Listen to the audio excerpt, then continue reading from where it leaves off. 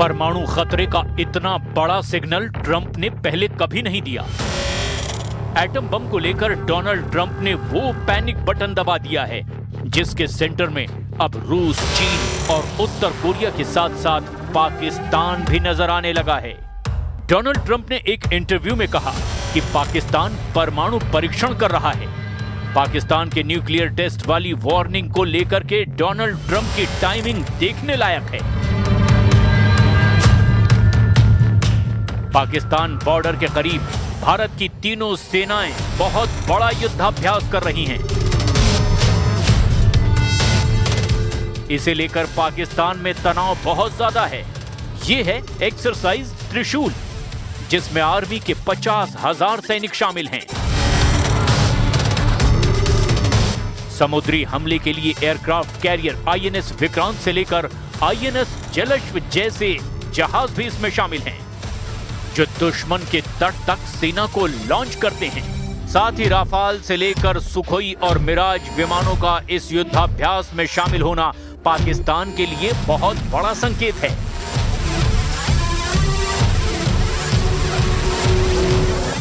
लेकिन पाकिस्तान का नाम लेकर डोनाल्ड ट्रंप ने पाकिस्तान के फील्ड मार्शल आसिम मुनीर और प्रधानमंत्री शहबाज शरीफ को मुश्किल में डाल दिया है। पाकिस्तान का नाम लेकर डोनाल्ड ट्रंप ने अपना नया परमाणु चक्का चला दिया है। ट्रंप ने पाकिस्तान को उस फहरिस्त में शामिल कर लिया है जिसमें वो रूस, चीन और उत्तर कोरिया को रखते हैं। डोनाल्ड ट्रंप ने ये परमाणु चक्का दिखाकर बताया है कि क्योंकि रूस, चीन, उत्तर कोरिया और पाकिस्तान भी परमाणु परीक्षण कर रहे हैं, इसीलिए अमेरिका का भी परमाणु परीक्षण करना जरूरी है। रूस और चीन परीक्षण कर रहे हैं, उत्तर कोरिया और पाकिस्तान भी परीक्षण कर रहे हैं, लेकिन वो इस बारे में बात नहीं करते। लेकिन हम अलग एक खुला समाज हैं, इसीलिए हम इस बारे में बात करते हैं। इसीलिए हम परीक्षण करेंगे क्योंकि वो भी टेस्ट करते हैं। Talking about literally resuming underground nuclear detonation tests. You'll find out very soon, but we're going to do some testing. Yeah, other countries do it. If they're going to do it, we're going to do it. Okay, you can't clarify whether you'll resume. I'm not going to say yet. I mean, I know exactly what we're doing, where we're doing it, but other countries are doing it, and if other countries do it, we do it. Donald Trump ने कहा कि रूस, चीन, उत्तर Korea और Pakistan underground nuclear test कर रहे हैं, इसीलिए बहुत कम कंपन महसूस होता है। वो टेस्ट करते हैं और अमेरिका टेस्ट नहीं करता, लेकिन अब अमेरिका को परीक्षण करना होगा। डोनाल्ड ट्रंप ने जैसे ही परमाणु वाली रट लगानी शुरू की है, दुनिया में तनाव एक अलग लेवल पर पहुंच गया है। परमाणु बम के नाम पर अमेरिका ने वर्ल्ड ऑर्डर को पूरी तरह से हिलाकर रख दिया है। अमेरिका का 33 साल बाद परमाणु टेस्ट का नाम लेना दुनिया में एक बहुत बड़े खतरे का ऐलान करने जैसा है। 3 दशक पहले अमेरिका ने आखिरी बार 1992 में परमाणु बम टेस्ट किया था। तब उसने 7 धमाके किए थे। रूस का आखिरी परमाणु परीक्षण 1990 में हुआ था, जबकि फ्रांस और चीन ने आखिरी टेस्ट 1996 में किया था। और इसके बाद ही CTBT यानी comprehensive nuclear test ban treaty आई और परमाणु टेस्ट बंद कर दिए गए। US nuclear test was in 1992. This was largely driven by public outcry, the environmental impacts, the humanitarian consequences associated with nuclear testing, but also there was a growing international movement to do away with nuclear testing. China conducted their last nuclear test in 1996. Russia conducted their last test in 1990. And they all signed on to the 1997 Comprehensive Test Ban Treaty. And this completely banned nuclear testing above ground, below ground. And the United States insisted that it have a zero yield threshold, meaning that any nuclear activity, any experiments could not produce any sort of yield from a critical chain reaction. Bharat और पाकिस्तान ने 1998 में परमाणु test किए थे, जिसके बाद America और पश्चिमी देशों ने आर्थिक प्रतिबंध भी लगाए थे। लेकिन अब अमेरिका का राष्ट्रपति खुद कह रहा है कि वो परमाणु टेस्ट करना चाहता है। इसकी बहुत बड़ी वजह है रूस के 6 परमाणु हथियार, जिसे लेकर अमेरिका में बहुत बड़े खतरे का अलार्म बजाने की कोशिश हो रही है। पुतिन अक्टूबर में अपने बुरेवेस्निक परमाणु क्रूज मिसाइल को टेस्ट कर चुके हैं, जिसकी रेंज असीमित है। वहीं दूसरी तरफ जिरकॉन जैसी हाइपरसोनिक मिसाइल है जो 11,000 प्रति घंटे की रफ्तार से वार करती है। पुतिन ने अब असीमित रेंज वाला पोसाइडन परमाणु टॉर्पेडो भी तैयार कर लिया है। वहीं दूसरी तरफ किंजल हाइपरसोनिक मिसाइल भी है जिसकी रफ्तार 12,000 किलोमीटर प्रति घंटा है। पुतिन ने अपनी RS-28 सरमत बैलिस्टिक मिसाइल का ट्रेलर भी दिखाया है, जो रूस के परमाणु जखीरे में सबसे ताकतवर मिसाइल है, जबकि 30,000 किलोमीटर प्रति घंटे वाली एवनगार्ड हाइपरसोनिक मिसाइल ने नेटो और अमेरिका की नींद उड़ाकर रख दी है। पुतिन ने एक तरह से डोनाल्ड ट्रंप को बहुत बुरी तरह से फंसा दिया है। पुतिन ने अपने सुपर परमाणु हथियार दिखाकर बता दिया है कि रूस वर्ल्ड वॉर के लिए भी तैयार है। ऐसे में हथियारों की वजह से ट्रंप बहुत ज्यादा दबाव में हैं, क्योंकि ना उनके पास यूक्रेन का युद्ध रुकवाने का कोई तरीका बचा है और ना ही वो पुतिन के नए हथियारों पर ब्रेक लगा पा रहे हैं।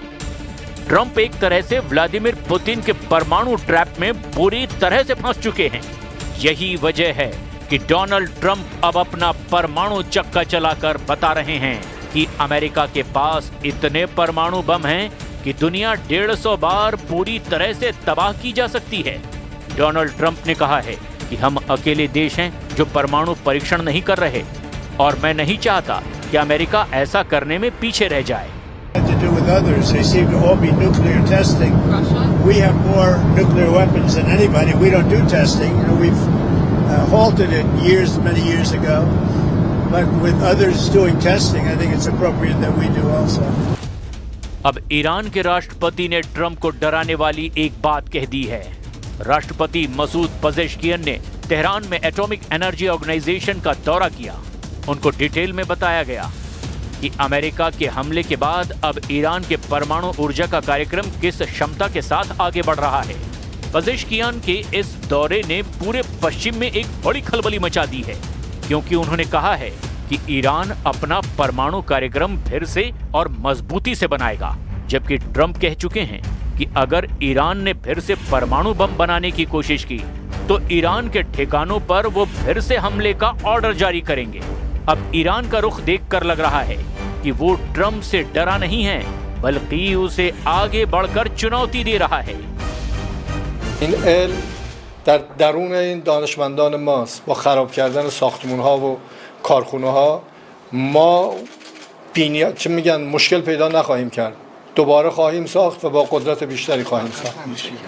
سعی میکنن در دنیا گسترش بدن اینه که ما به طرف هسته‌ای رفتیم برای اینکه بمب درست کنیم، در صورتی که مقام معظم رهبری اعلام کردن و فتوا دادن که ما به طرف بمب از نظر اعتقادی نمیتونیم بریم. पजेश्कियन इसीलिए हमलावर हैं क्योंकि ईरान के सर्वोच्च नेता अली खामनेई ट्रंप को ईरान का दुश्मन कह चुके हैं। खामनेई ट्रंप को डील ब्रेकर भी कह चुके हैं। खामनेई ट्रंप को कातिल भी कह चुके हैं और उन्होंने ट्रंप को आतंकवादी तक कह डाला है। ईरान के सर्वोच्च नेता अली खामनेई डोनाल्ड ट्रंप पर बार बार बड़ा हमला बोल रहे हैं। खामनेई डोनाल्ड ट्रंप और बेंयामिन नेतन्याहू दोनों को जून में लड़ा गया 12 दिन का युद्ध याद दिला चुके हैं। खामनेई ने याद दिलाया कि कैसे ईरान की मिसाइलों ने इजराइल की कमर तोड़कर रख दी और फिर इजराइल इतना बिलबिलाया कि डोनाल्ड ट्रंप को नेतन्याहू के जहनी जख्मों पर मरहम पट्टी करनी पड़ी। आखिर खामनेई ट्रंप को बार बार क्यों याद दिला रहे हैं 12 दिन का युद्ध? क्यों खामनेई बता रहे हैं कि उनकी मिसाइलों की असली ताकत अब तक अमेरिका और इजराइल दोनों ने नहीं देखी है, जिन्होंने तेल अवीव से लेकर हाइफा तक सब कुछ तहस नहस कर दिया था। ये 13 जून की रात और उसके बाद का वीडियो है, जब ईरान की मिसाइलों ने तेहरान और बाकी शहरों पर हुए इजरायली हमलों के बाद नेतन्याहू के शहरों को दहला दिया था। اینا مایوسن. اینا در جنگ 12 روزه اونچنان سیلی خوردن که باور نمی‌کردن، توقعشو نداشتن، مایوس شدن. این رفت روحیه بده به اونها، این رفت اونها رو از یأس خارج کنه. این حرفایی است که به یک مسئولین مایوس زده میشه. اینجور حرفایی که او زد. इसमें कोई शक नहीं कि खामनेई ने सबसे बड़ा अटैक ट्रंप पर किया है। खामनेई ने अमेरिका और इजराइल की एयरफोर्स पर ठहाका लगाया है और कहा है कि ट्रंप चाहे जितनी शेखी बगार लें, कितने भी दावे करें, लेकिन ईरान के परमाणु कार्यक्रम न इजराइल की एयरफोर्स तबाह कर सकती है और न ही अमेरिका के पास ऐसी ताकत है। बेहतर है कि ईरान के परमाणु अड्डों को तबाह करने वाले ख्वाब देखते रहें। ईरान न उनके काबू में कभी आया है और न कभी आएगा। میکنه که صنعت هسته‌ای ایران رو بمباران کردیم و از بین بردیم. خب خیلی خوب، همین خیال باشه. اما اصلا شما چه کاره هستید که اگر یک کشوری صنعت هسته‌ای داره شما دخالت کنید بگید باید و نباید؟ شما چه کاره دنیایی؟ چه ربطی به آمریکا داره که ایران امکانات هسته‌ای و صنعت هسته‌ای داره یا نداره؟ این دخالت‌های ناواب، ناجور، غلط و زورگویانه است. परमाणु डील करने का डोनाल्ड ट्रंप का ऑर्डर खामनेई एक झटके में खारिज कर चुके हैं। खामनेई ने बहुत साफ साफ शब्दों में कहा कि ट्रंप डील मेकर नहीं, डील ब्रेकर हैं और ईरान कभी अमेरिका के दबाव में आएगा ये ख्वाब देखना ट्रंप छोड़ दें। بلم میخوام معامله کنم با ایران، معامله کنیم، معامله ای که با زورگویی نتیجه او از پیش معلوم باشه معامله نیست، تحمیله و ملت ایران زیر بار تحمیل نخواهد رفت. फिलहाल ईरान से ज्यादा पुतिन ने डोनाल्ड ट्रंप को परेशान कर दिया है। पुतिन ने जिस तरह से अपने नए नए परमाणु हथियार तैयार किए हैं उससे ट्रंप को लग रहा है कि कहीं अमेरिका पीछे ना रह जाए। यूक्रेन युद्ध के बाद से रूस की परमाणु नीति भी एक अलग अलार्म बजा रही है। रूस के राष्ट्रपति व्लादिमीर पुतिन कह चुके हैं कि ऐसा कोई देश जिसके पास खुद परमाणु हथियार ना हो, लेकिन वो देश किसी परमाणु हथियार वाले देश के साथ मिलकर हमला करता है तो इसे रूस संयुक्त हमला मानेगा। यानी पुतिन का साफ साफ इशारा अमेरिका और उन नेटो देशों के लिए था जो परमाणु ताकत रखते हैं, जैसे यूरोप में ब्रिटेन और फ्रांस। और पुतिन को पहले से ही शक है कि ये देश यूक्रेन की आड़ में रूस को घेरना चाहते हैं। The US would only return to nuclear testing if it needed to confirm the credibility of the US nuclear arsenal. So the US nuclear arsenal regularly goes through a strategic stockpile management assessment program. And what that really means is really smart scientists at the national labs are using supercomputers, lasers, and other really advanced technology to make sure that the nuclear arsenal is fit for purpose and that it will do what it's supposed to do. They can do this without any explosive testing. Tomahawk missile को लेकर भी Donald Trump की कभी हां कभी ना वाले रुख ने पुतिन को उलझाने की कोशिश की है। लेकिन पुतिन ने अब अपने बुरेवेस्निक क्रूज मिसाइल और पोसाइडन टॉर्पीडो दिखाकर बता दिया कि रूस दुश्मन को दूसरा मौका क्या, पहला मौका भी नहीं देगा। पुतिन ने अमेरिका और नेटो को अपना पंजा दिखा दिया है। पुतिन के पंजे की ताकत को अमेरिका और नेटो डिकोड कर रहे हैं। पुतिन के पंजे की पहली उंगली में है उनकी एयर पावर, दूसरी में है उनकी नौसेना, तीसरी अंगुली रूस की मिसाइल पावर है, चौथी अंगुली में ईरान है जिसकी तरफ से पुतिन को ड्रोन और मिसाइल सप्लाई तेज करने का दावा किया गया है, और पांचवी अंगुली का मतलब है शी जिनपिंग यानी चीन। पुतिन अमेरिका को बताना चाहते हैं कि जब ये पंजा मुट्ठी में तब्दील हो जाएगा तो एटम बम बन जाएगा, यानी तब अमेरिका और नेटो का बचना मुश्किल हो जाएगा।